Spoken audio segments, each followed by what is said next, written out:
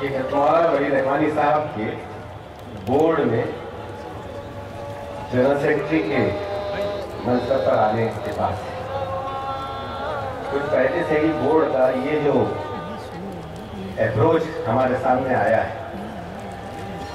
मैं समझता हूँ उसके लिए तहे दिल से बोर्ड का मशकूर हूँ गुलशन मौलाना का, इसलिए कि इससे पहले की मुहिम वो इश्यूज पर चलाई गई जो मुसलमानों के इशू कम थे और देश के इशू ज्यादा थे। डायरेक्ट टैक्स का इशू हो, पार्टी का इशू हो या वक्त का इशू, और उसके बाद आज हम दीन की कम दस्तूर की बात करते हैं, इसलिए कि हम सब यकीन रखते हैं वैसे मुसलमान के कि दीन का मुहाफिज अल्लाह है, और इंशाअल्लाह हम सब इसी तरह यकसू हुए तो वो तो इंशाअल्लाह उसका बेड़ा पार है। लेकिन ये दस्तूर जिससे कि मुल्क बना है, ये सिंगल मुस्लिम कम्युनिटी का इशू नहीं है, बल्कि देश का इशू है। इसलिए कि हमारा देश इसी दस्तूर से बना है। इस दस्तूर से जो भी खिलवाड़ करता है, नारे उसके चाहे कितने देश प्रेम के हो, राष्ट्रीय अखंडता के हो, लेकिन ये देश प्रेम नहीं है, ये देशभक्ति नहीं है, बल्कि देश का इस्तेसाल है, शोषण है। जो कोई माहौल जैसा कुछ माहौल आज बर्पा किया गया वो मजबूर करता है।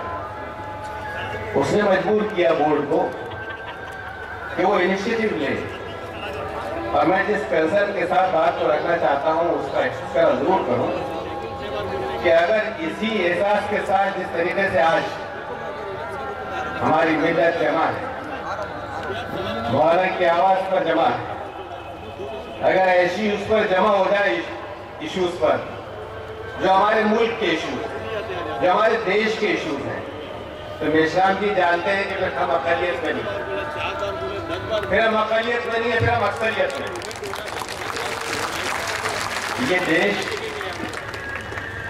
ये देश आला जातों की अक्सरियत नहीं रखता। अब ये देश की खुशनसीबी है या कम नसीबी, इसमें कास्ट बहुत मैटर करती है। और यहाँ पर ओबीसी अगर 41%,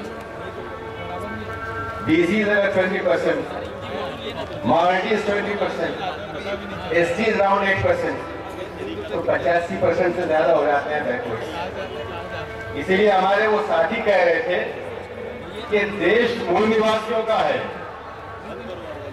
यहाँ की बहुत भारी अक्सरियत मूल निवासी, और अगर 85% आप हैं तो आप अकलियत में नहीं, अगर आप इंसाफ के अलमबरदार बनते हैं, अगर आप हक के अलमबरदार बनते हैं, जो हमारे अपने दीन का तकाजा है, हमारी जिम्मेदारी। इस एहसास के साथ कि ये जो सोशल कंसर्न है, ये जो समाज का एहसास है, ये जो मुल्क का एहसास है कि ये मुल्क हमारा है, हम इसको बिखरने, इसको टूटने नहीं देंगे।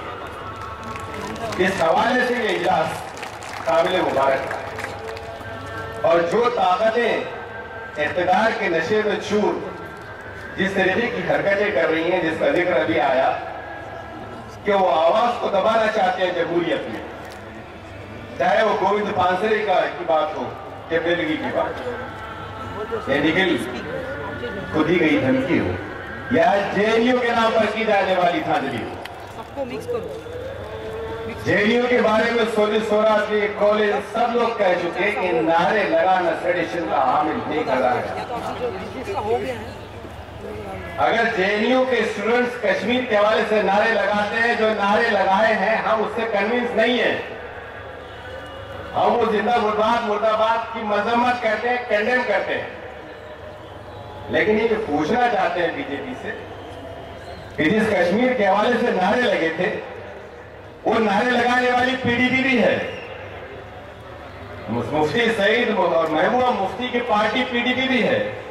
उस पीडीपी के साथ बीजेपी जाकर राज और सत्ता भोगे, वो देश के लिए कोई सवाल निशान खड़ा नहीं करता।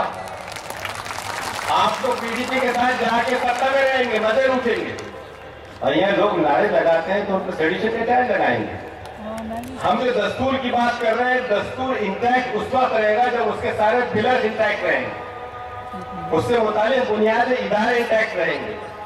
लेकिन लॉ मेकर्स में आदित्यनाथ जी जैसे लोग हैं, साक्षी महाराज जैसे लोग हैं, साधी प्राची जैसे लोग हैं, जो लॉ मेकर्स हैं, जो कानून साज हैं, जो पार्लियामेंटेरियंस हैं, लेकिन सिवाय नफरत के, सिवाय गाली की शायद उनके मुंह से बात ही नहीं निकलती।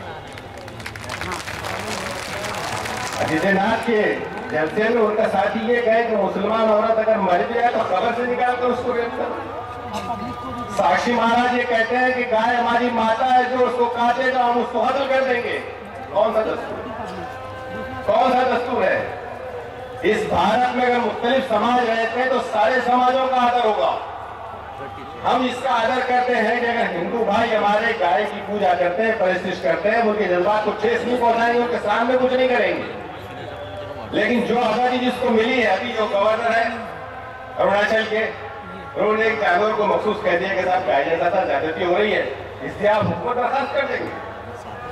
आसाम का गवर्नर ये कहने लगे कि साहब हिंदू अगर आते हैं तो फिर हम वो शरणार्थी ही नहीं बल्कि इस देश के वासी, और मुसलमान जो है जाना चाहते तो चले जाए। गवर्नर बोली बोलता है, और सिर्फ गवर्नर नहीं बोलता बल्कि ये चलकर आगे चलकर बोलते हैं कि सब ये सारा कानून जो इस देश में धर्म की, जबान की, अकीदे की सारी आजादी को बुनियादी हकूक के तहत माना गया, लेकिन कन्वर्जन पर पाबंदी, गाय पर के गोश्त पर पाबंदी, बल्कि इतना ही नहीं बल्कि टिफिन में क्या है इसको आप साबित कीजिए। अखलाक के साथ ही नहीं होगा, ट्रेन में जाने वाले के साथ नहीं होगा। तो ये जो धांधली है, आप तो आए थे सबका साथ सबका विकास के नाम पर, लेकिन विकास रह गया एक तरफ, महंगाई बढ़ती चली जा रही है। आप जवाब नहीं देना चाहते, जेएनयू के नाम पर मीडिया बहस करता है, तो ये इसके लिए ग्लोरिफिकेशन जो होता है वो ग्लोरिफिकेशन इस एहसास के साथ होता है कि सब जवान मर रहे हैं, सियाचिन में लोग मर गए, जवान मर गए, हमको दुख है। मरने वालों में तन्हा पवन कुमार नहीं है, उसमें भी मुसलमान है, कारगिल में भी मुसलमान मरा था। अगरचे कि आप फौज में बहुत कम लोगों को लेते हैं, लेकिन जहां जब जब जरूरत पड़ी मुसलमानों ने अपना खून दिया है, खून दिया है। आज आप जो है बेवकूफ बना रहे हैं मुल्क को, और जवानों के नाम पर ग्लोरीफाई कर रहे हैं, किसानों की बात नहीं करते। हमारे जवान शहीद हुए, एक जवान की भी है, जान की बहुत अहमियत है, लेकिन जान तो किसान की भी है ना। कितने जवान मरे, उनके मुकाबले में कितने किसान मरे। ये मरने वाले किसान तो कोई मुसलमान नहीं है, इल्ला माशाअल्लाह। ये मरने वाला तो अक्सरियती समाज का, हिंदू समाज का किसान है। इस किसान को वो देश का नुकसान नहीं समझते। वो जिस चीज को पेश कर रहे हैं वो धांधली है। कोर्ट में उकला खड़े होते हैं और तिरंगा इसलिए लेकर खड़े रहते हैं कि उसका डंडा इस्तेमाल करेंगे। कोर्ट महफूज नहीं रखेंगे, कोर्ट का जुरिडिक्शन महफूज नहीं रखेंगे, कैंपस महफूज नहीं रखेंगे। ये सिर्फ कन्हैया कुमार का नहीं, आज इलाहाबाद कोर्ट में, आज जो है इलाहाबाद में प्रोटेस्ट हुआ तो वहां पर मुकला ने खूब पिटाई की, जिन लोगों ने एहतजाज किया जेएनयू के इशू को लेकर। वो अगर एफआईआर देने गए हैं तो एफआईआर देने में दुश्वारी होगी। तो आप देना चाहते हैं मुल्क को, अगर लॉ मेकर्स इंटैक्ट नहीं रहेंगे, जुडिशरी इंटैक्ट नहीं रहेगी, पुलिस मुस्तैद नहीं रहेगी, और आप इस तरीके से पार्लियामेंट चलाएंगे तो आप विकास नहीं कर सकते, नाश कर सकते, विनाश कर सकते। और इसी विनाश को बर्दाश्त नहीं करते हुए जिस एहसास के साथ बात शुरू हुई है, वो इसी एहसास के साथ शुरू हुई है कि हम भी इस मुल्क के बाशिंदे हैं। और जैसा शुरू में बात कही गई कि अगर हमको यहाँ नहीं रहना होता तो हमको तो ऑप्शन था कि हम कहीं चले जाते हैं, लेकिन यहाँ दुनिया की दूसरी बड़ी अक्सरियत है मुसलमान, और इरादे से रह रहा है और रहेगा इंशाअल्लाह। इसको कोई निकाल सका ना निकाल सकेगा। हम ये कहते हैं कि मोदी जी आप गुजरात खाली नहीं करा सके तो भारत क्या खाली करेंगे।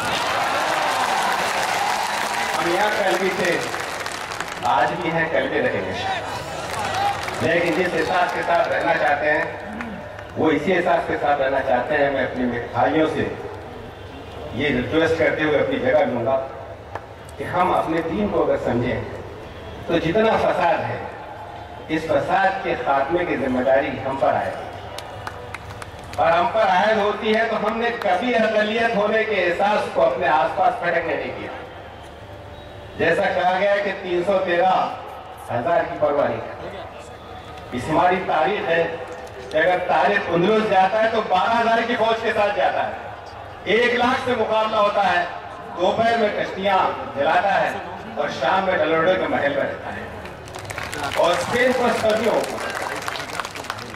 तो हम इस अक़लियत के एहसास से निकले और इस एहसास के साथ आएंगे, अगर हमने इंसाफ का, हक परस्ती का अलम बुलंद किया तो हमारे साथ वो सारी कुव्वत होगी जो आज स्टेज पर अगर ज्यादा आ रही है, मेश्राम जी हो या स्वामी जी हो या और हमारी दीगर लीडरान हो, ये सब कुव्वत बनती है तो देश बनेगा।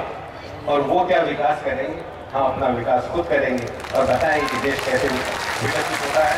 इन्हीं एहसास के साथ मैं बोर्ड के मुंतज़मीन का और सभी का शुक्रिया अदा करता हूँ और इस उम्मीद के साथ कि ये इजलास एक टोकनिज्म का वक्त ही नहीं बल्कि इस लड़ाई का आगाज़ होगा और इंसाफ की लड़ाई का आगाज़ मिल्लत अपने इक़दाम से करेगी और इंशाअल्लाह इज़्ज़त और शौकत को अपने हाथों से अंजाम देगी।